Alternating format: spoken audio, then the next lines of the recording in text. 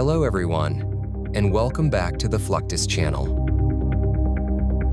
Military field kitchens were built for the simplest truth. Soldiers still have to eat when roads disappear, tents replace buildings, and the nearest dining hall is nowhere in sight.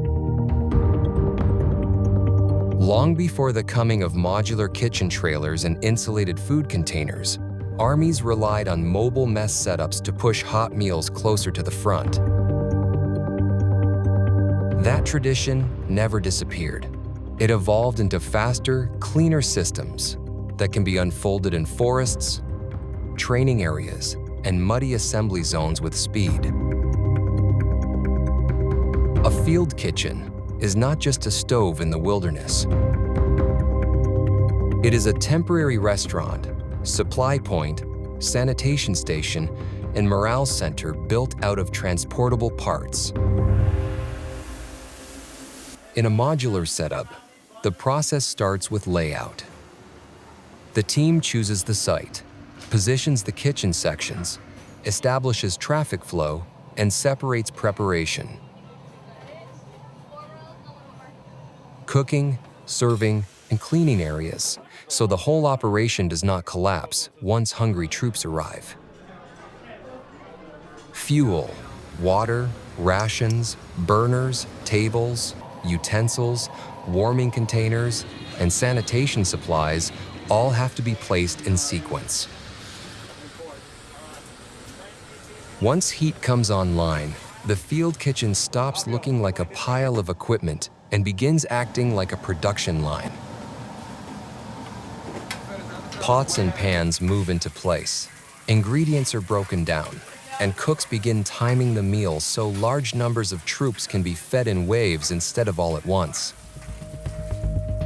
That rush hour pressure is what makes field cooking so impressive. Army and Marine food service specialists are not simply making food outdoors. They are doing it while surrounded by dust, uneven ground, weather, generator noise, and tight timelines. In one moment, they are trimming ingredients and checking temperatures. In the next, they are pushing trays, filling serving pans, and getting lines moving before the queue backs up. The people waiting may have spent the day marching, digging, hauling gear, or working in the tree line, which means expectations are simple. The food has to be hot, safe, and ready now. Marine field kitchens reveal the same principle from a slightly different angle. Even when the setup is rough, the service still has to feel organized. Marines move through the line, trays are filled quickly, and the kitchen team keeps replenishing pans before anyone reaches an empty station. Speed matters, but so does consistency. If one section of the line breaks rhythm, everything behind it slows down. That is why field kitchen competitions matter so much. They may look like cooking contests, but they are tests of discipline, sanitation, teamwork, and timing under pressure. Teams are judged on taste, setup, service flow, cleanliness, and their ability to produce quality meals from limited resources. In the forest, food is not a side issue. It is part of how a force maintains strength, order, and morale.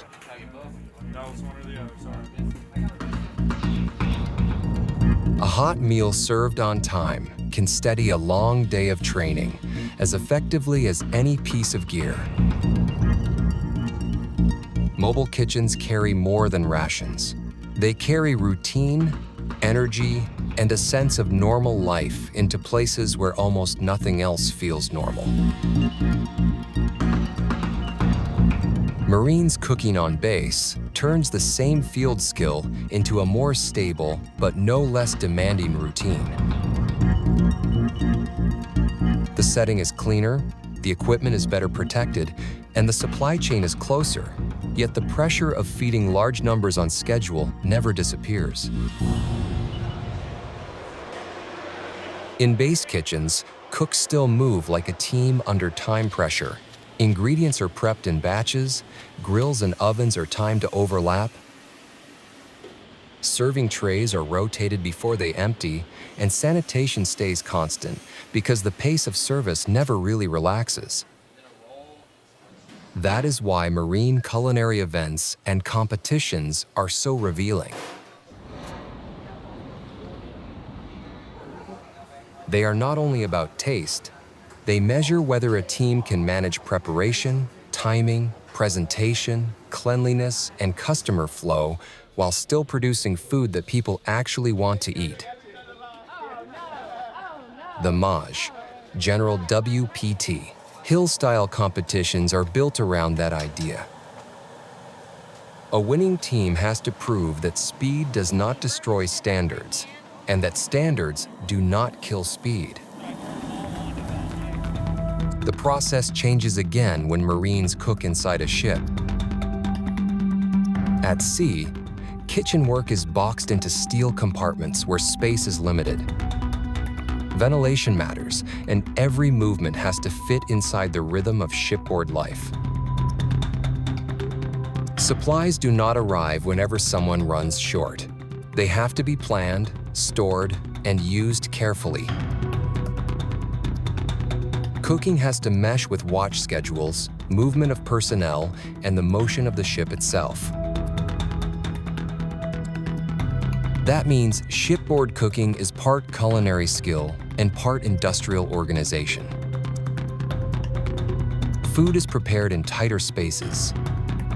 Trays are built to move quickly through the line. And serving has to stay steady even when the ship is crowded and the workday has already stretched long. The difference between base cooking and ship cooking is not whether the Marines can make a meal. It is how much the environment shapes the process. On base, the kitchen is supported by the installation around it. At sea, the kitchen is one more self-contained system inside a vessel that has to sustain everyone aboard until the next port or replenishment. And that same logic of compressed living, constant routine, and carefully managed meals becomes even more intense once the story descends from ships into submarines. During the busiest daily rushes, life inside a submarine compresses everything, including food. A Virginia-class boat like USS New Mexico is about 377 feet long and carries a crew of more than 130 sailors, yet almost every daily activity unfolds inside narrow passageways, crowded workspaces, and compartments stacked with equipment. On a submarine, there is no spare room for laziness. And that includes the galley. Cooking has to fit into a vessel built first for stealth, power, and endurance, not comfort. That is why submarine food service feels so different from field kitchens or surface ship galleys. Every meal is part of a tightly controlled routine inside a machine that may stay underwater for long periods.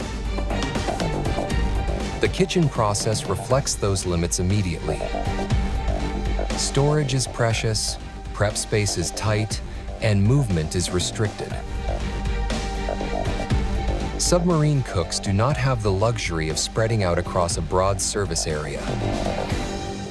They work shoulder to shoulder, managing ingredients, timing, and trays inside a compact galley, where every inch matters. Open flame utility is absent, so the cooking process depends on controlled electric equipment rather than the kind of direct flame common in ordinary restaurants. Nothing can be casual in a closed vessel packed with sensitive systems and people. Before service begins, cooks pull what they need from tightly organized storage. Stage ingredients in the order they will be used, and work fast enough to stay ahead of the line without creating clutter. Cleanup is just as important. Dishes, trays, and tools have to be washed and reset quickly because there is no room to let disorder spread. Even simple mistakes cost more on a submarine, where congestion slows everyone and everything.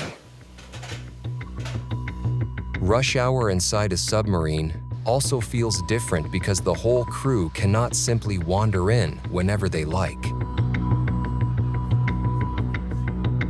Meal service has to fit the rhythm of watches, maintenance, drills, and the submarine's operating schedule.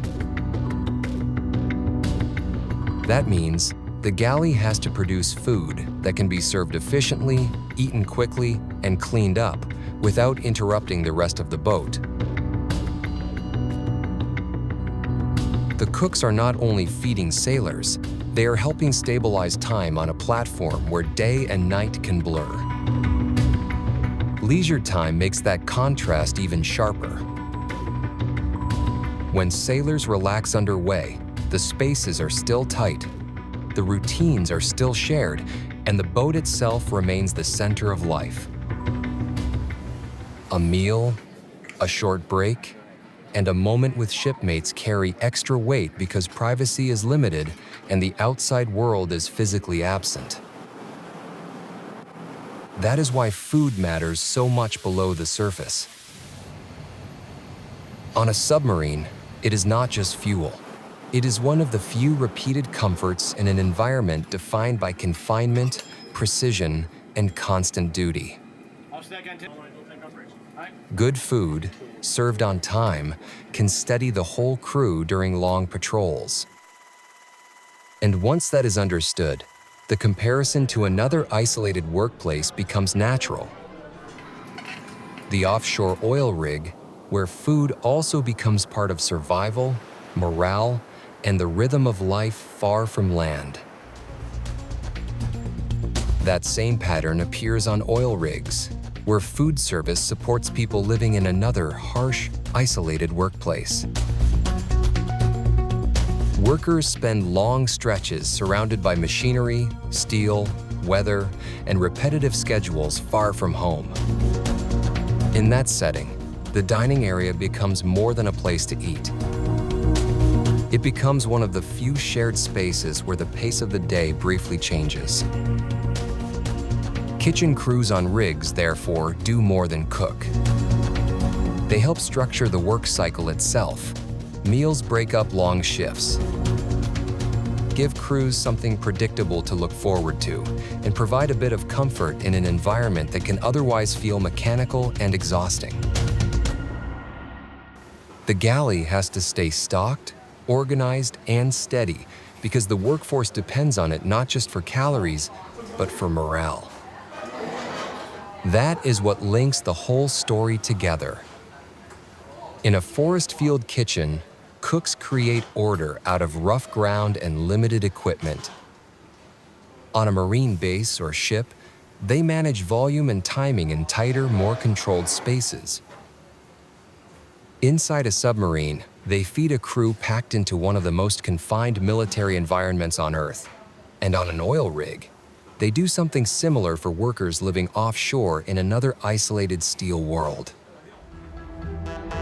The uniforms, settings, and stakes may change, but the deeper truth stays the same. Good food delivered on time is never a small thing in hard places. It is one of the systems that keeps people working, focused, and ready to endure the next demanding day. On rigs, as on ships and in field camps, cooks are part of the unseen machinery that keeps the operation human. They cannot drill a well or patrol a forest, but they make it easier for everyone else to keep doing those jobs when fatigue and isolation wear people down. That is the end of this video. I hope you enjoyed it. Make sure to subscribe to this channel so you don't miss any of our new content. See you next time.